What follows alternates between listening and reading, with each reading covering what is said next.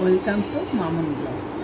আজকে রান্না হয়েছে পটল চিংড়ি, পাবদা মাছের ঝোল, লতি চিংড়ি।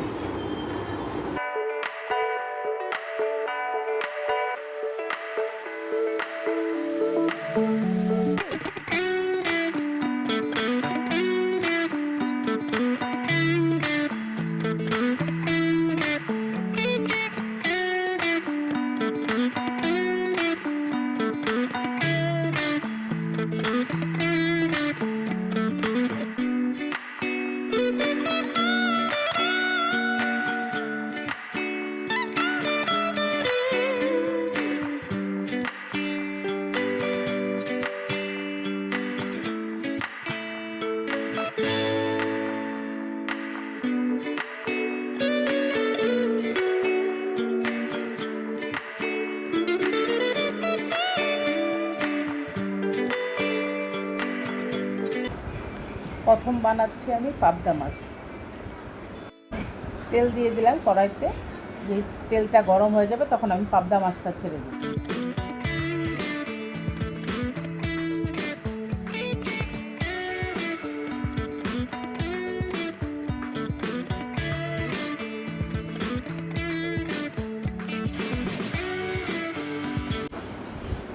এই যে পাবদা মাছটা ধোয়ার আগে আমি কড়াইতে অল্প লবণ দিয়ে দিব, তাহলে মাছটা ফুটবে না।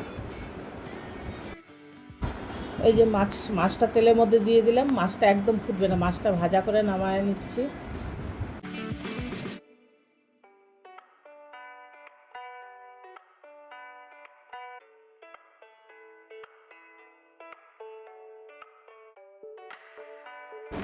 মাছ ভাজা হয়ে গেল, নামায় নেওয়া হচ্ছে মাছটা।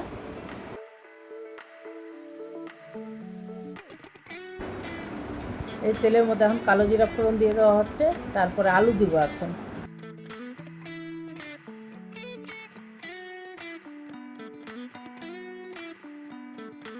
এখন তেলের মধ্যে আলু দিয়ে দিলাম। আলুটা যে হালকা ভাজা হয়ে যাবে তার মধ্যে বেগুন দিয়ে দিব।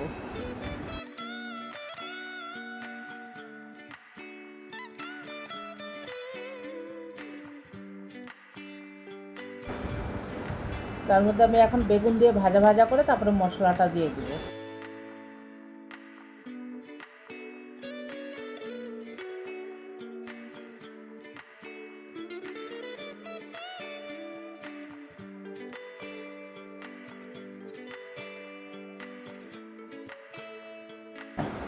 এই যে জিরা ধনিয়া বাটা দিলাম, পেঁয়াজ বাটা দিলাম, লঙ্কা বাটা দিলাম, আর হালকা 2-1 দানা রসুন বাটা দিলাম। এই যে মশলাটা দেওয়া হলো, এখন কষায় নেব।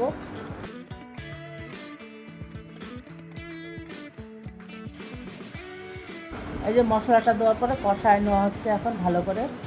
হালকা একটু জল দিয়ে দিলাম, এখন লবণ দিচ্ছি, হলুদ দেওয়া হচ্ছে। এখন নাড়াচাড়া দিয়ে মশলাটা যখন কষানো হয়ে যাবে তারপরে পরিমাণ মতো জল দিয়ে দিব।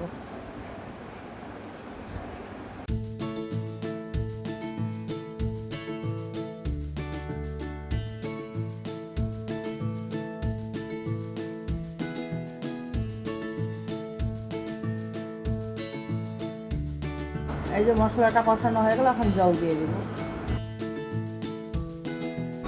জল দেওয়ার পরে এখন ঝোলটা যেই ফুটে আসবে তারপর আমি মাছটা দিয়ে দিব, পাবদা মাছটা।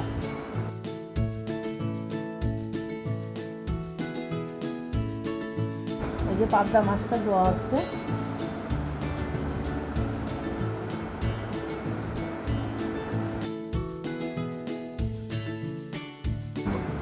পাবদা মাছটা হয়ে গেছে, এখন নামায় নিয়ে আমি এখন চিংড়ি পটল করব।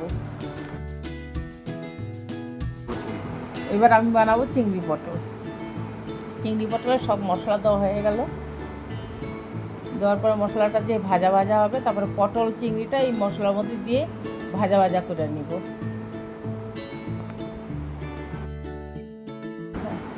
লবণ দিলাম। এই যে এখনই আগে চিংড়ি পটলটা ভাজিয়ে রাখা হয়েছে, এখন হলুদ দিয়ে দিচ্ছি। মশলাটা যেই কষানো হবে তখন চিংড়ি পটলটা দিয়ে দেব। পটলটা এই যে মশলাটা যে ভাজা ভাজা হয়ে গেল, এখন চিংড়ি পটলটা দিয়ে দেওয়া হলো।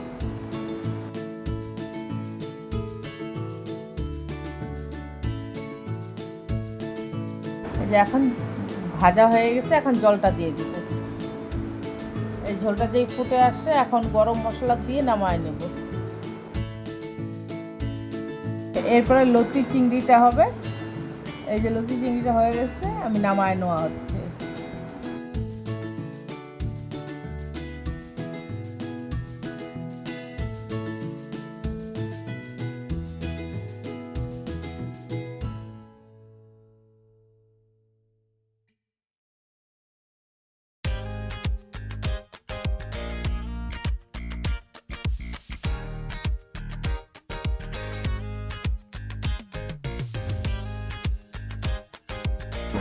আমার লতি চিংড়ি হয়ে গেছে। আমার ব্লগটা এইখানে